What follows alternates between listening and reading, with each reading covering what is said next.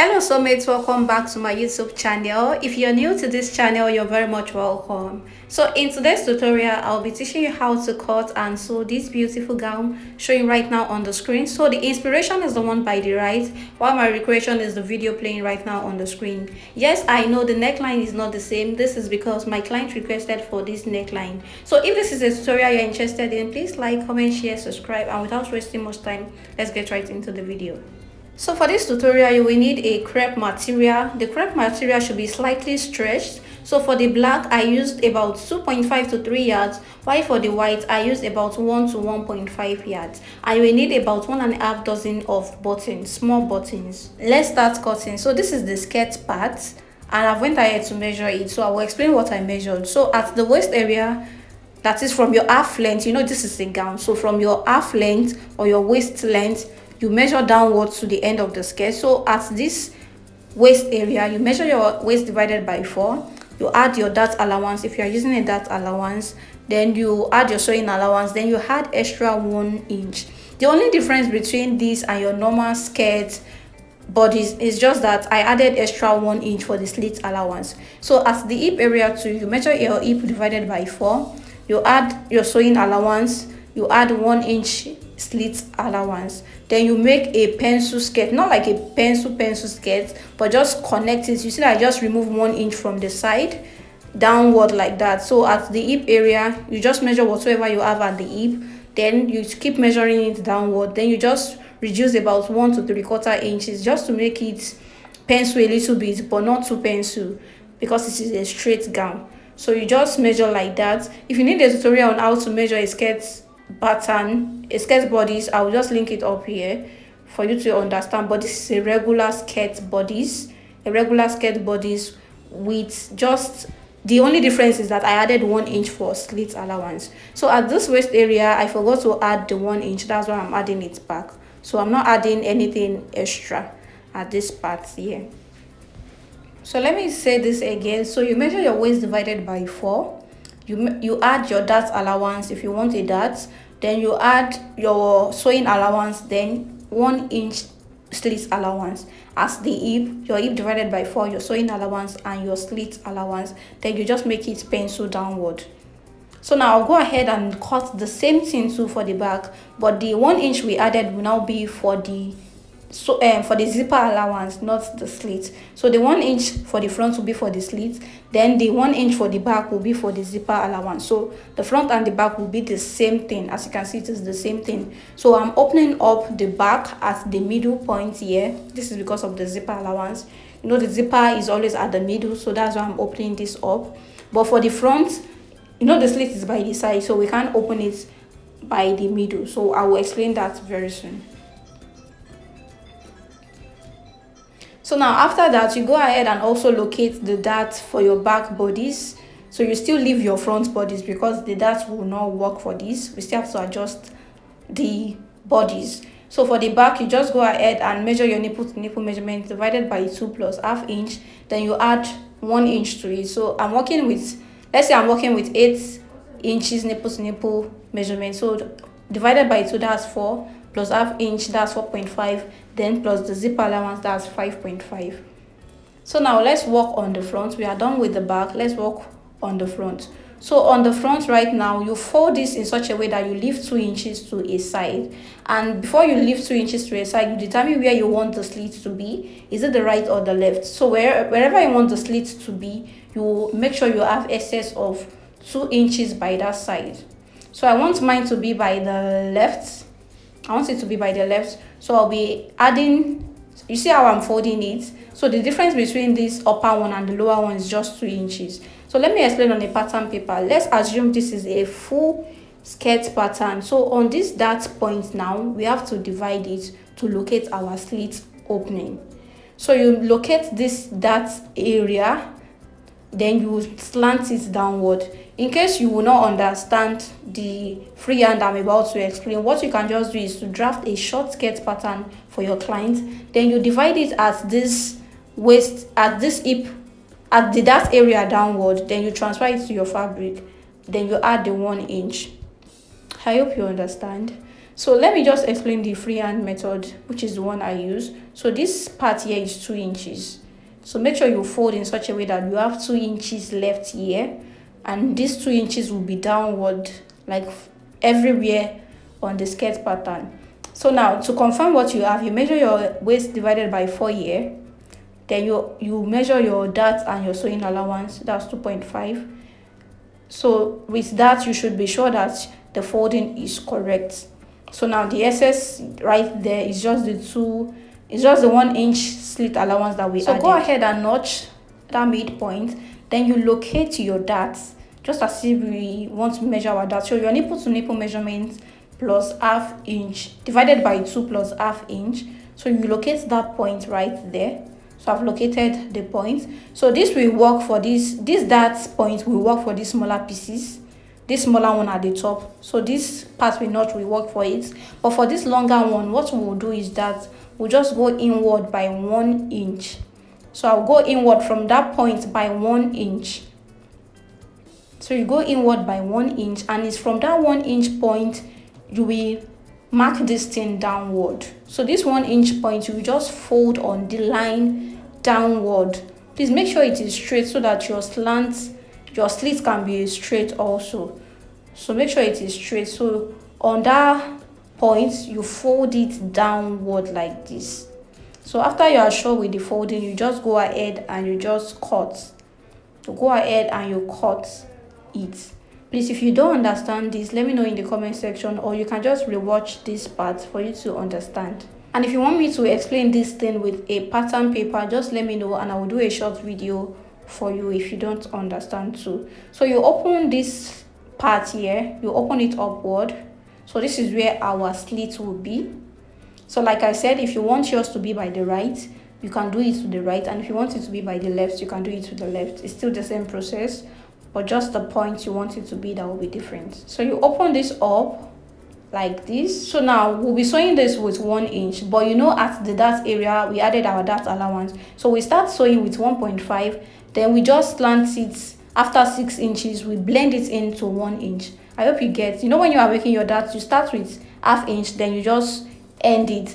But this one now, you start with 1.5, then you end it at 1 inch. Let's cut the upper bodice. So this is the upper bodice, and it is just a basic upper bodice. So I went ahead to draw my armhole. So that line there is my armhole line. So the line below is my bust line, while the end of this is my waistline. And I've added my sewing allowance. You know, this is a freehand, so you must add all your sewing allowance. So you measure your bust divided by 4 plus your sewing allowance of 1.5. And as the waist area, you measure your waist divided by 4. You add your dart allowance, then you add your sewing allowance. So your waist divided by 4, your dart allowance and your sewing allowance. So all together I have 2.5. So that's what I measured. Then you just connect like this. So what I'll be doing is that I'll be using a side dart, that is the bust dart. So now I'll just measure 1 inch like this. Then I'll measure my nipple to nipple measurement at this point here. I'll not slant it to this line, but I'll slant it 1 inch away. You will see that now. You see that it's not on that line, but it's like 1 inch away. So this is what the bust dart looks like. So now I'll also do the waist dart. So your nipple to nipple measurement divided by 2 plus half inch. Then you also locate the points. So now this, my front bodice, is 1 inch longer than the back. So that's why I could add a bust dart. So for my neckline, like I said, I did not use a bishop neckline. So I used this neckline, and I used 4 by 4. Yeah, the neckline I used was 4 by 4. It was 4 by 4 because I was working with a Kano neckline, so I used a 4 by 4 neckline. So if you want to use a bishop neckline like the inspiration, so what you need to do is to measure the neckline like a shirt, as if you want to sew a shirt. The neckline will be small depending on your size. Sometimes I use 2.5 by 2.5 depending on the size, and for the back I use 2.5 by 1 inch, so 1 inch deep, 2.5 inches wide. So this is this. So for this neckline I use 4 by 4. So this is because the client requested for this kind of neckline, so I used 4 by 4. So So you go ahead and you also cut this out. Then you go ahead and cut the back. Like I said, for the back, the only difference is the bust dart. So the only difference is the bust dart. So I went ahead to cut a facing for the front. So this is what the facing looks like. It's a very small facing. So that's what I cut. So this is the back bodice. If you follow me frequently, you will know that I usually prevent zip bulging at this zipper area. So that's the space you are seeing there. So I went ahead to also cut my facing too. So the neckline for the back is 4 by 2 inches. So it is 2 inches deep, 4 inches wide. So the front is 4 by 4, the back is 4 by 2. So this is this part here, the skirt part. But how did I get this? Let me quickly explain using a paper because I lost that clip. So you know we've cut out, we've divided this front into two. So from the waist downward, I used 10 inches. From the waist to where the slit is starting from. So I used 10 inches. That's without the sewing allowance. I'll still add the sewing allowance later. So for this slit, we have to cut out some material away from here. So what I did was to measure 3 inches at this end here, just about 3 inches. Then I will blend this from this point here. I'll just blend it to that 3 inches and I will cut that part away. So now you will cut this part away just like this. So the distance here is 10 inches. So from the waist to the point where the slit is starting from is 10 inches. But there is ½ inch for the joining of the slit and there is ½ inch for the joining of the lower part to the upper part. So altogether we have 11 inches. So this is the opening we have here. So that was what I did right here. So the next thing you will do now is to measure what you have. So from this point here downwards, you measure what you have here. So for me, I think I have about 29 inches. So I have about 29 inches there. So the flare I'll be cutting, the length will be 29 inches. So let's go ahead and cut the flare now.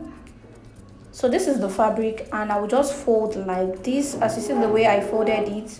So I'll fold it like this. Then the length I'll be cutting will be 29 inches.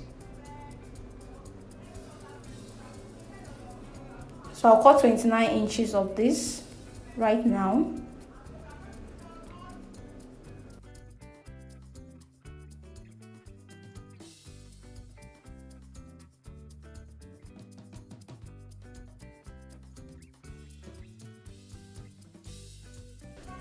So you measure the 29 inches all around like that. So after you are done measuring, you go ahead and you cut this out. So this is the flare we'll be inserting into the slit opening. So this is what it looks like. So let's move over to the sleeve. So for my sleeve, my actual shoulder to my wrist measurement is 23 inches, but I added 3 inches extra because this sleeve is below the wrist. So for this flare right here, so the length of this flare after cutting away that opening is 7 inches. So 7 inches, ½ inch for the joining at this smaller cycle, then ½ inch for the hemming of this cycle. That is, I'll be hemming it with a bias, so it's ½ inch. So after doing all that, I have 6 inches. So this opening right here should be exactly your wrist measurement on the black fabric, so that you don't make gathers. So when you make gathers with this, it will be too much. So just cut exactly the wrist opening for the hole on the cycle. So like I said, when this is 6 inches, the remaining part will be 20 inches like that. So these are all my fabrics. I'll go ahead and make the dart, join it, then I will show you what I did. So for the back, this is what the back looks like. So for this zipper opening, I measured 9 inches downward. So after 9 inches, I started sewing and I sew it downward to the end. So there's no slit at the back, so the slit is at the front.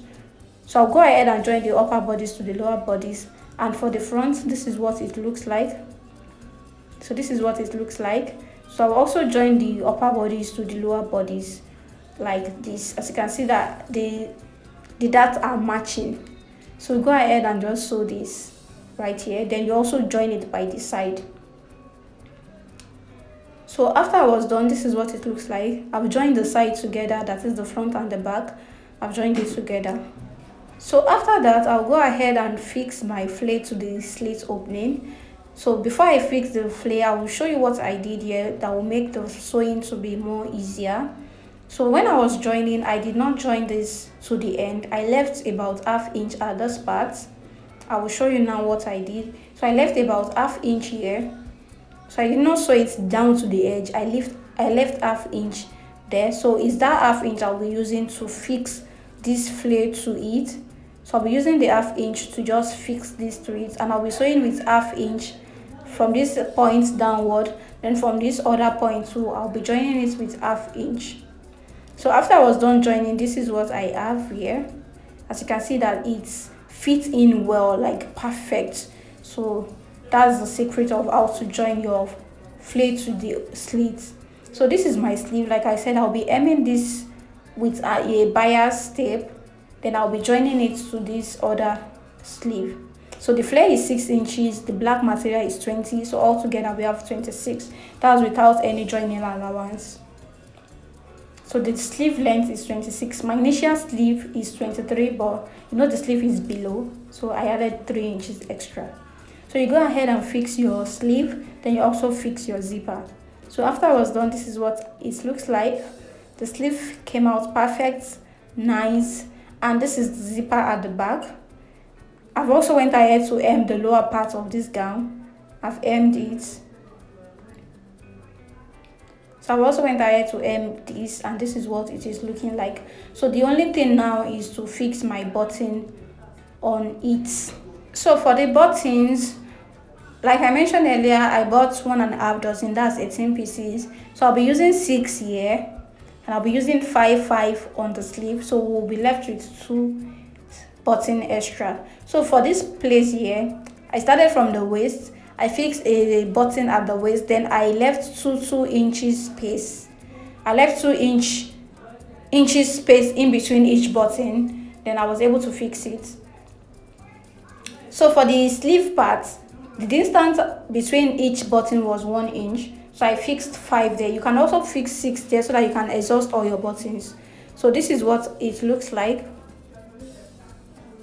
So I have 6 buttons here and 2 inches space in between. And for the sleeve, I just have a 1 inch space in between each buttons.